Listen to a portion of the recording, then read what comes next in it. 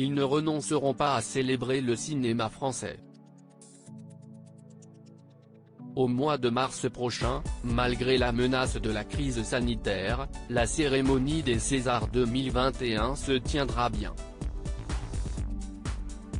Une soirée importante pour Véronique Cayla et Eric Toledano, comme ils l'ont expliqué dans les colonnes du Parisien. Notre priorité, c'est que l'édifice tienne droit.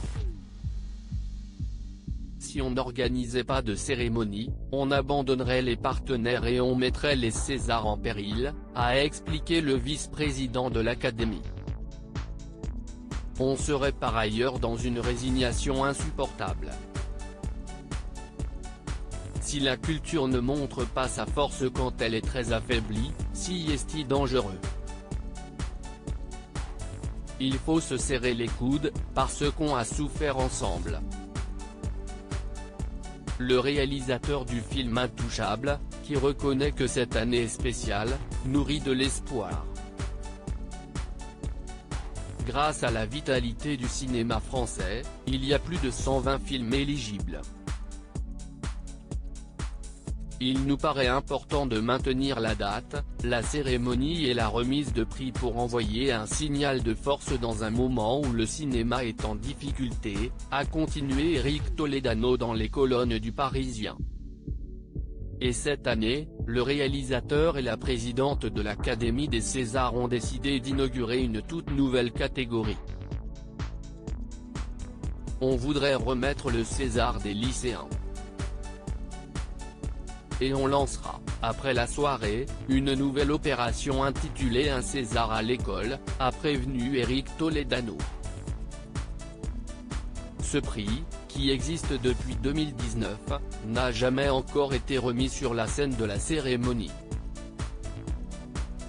Créé par l'Académie des Arts et Techniques du Cinéma et le ministère de l'Éducation nationale, le César des lycéens est choisi par 2,000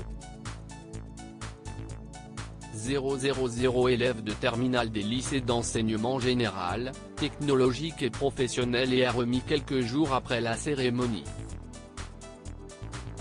Très attaché à cette valeur de transmission, le nouveau tandem à la tête des Césars fourmille de projets.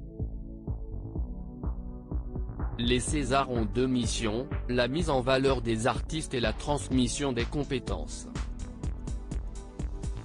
On va donc organiser des rencontres pour les collégiens et les lycéens avec les acteurs, réalisateurs mais aussi les techniciens césarisés ou membres de l'Académie qui iront parler de cinéma dans les écoles où ils ont étudié, se félicite Véronique Cayla dans les colonnes du Parisien.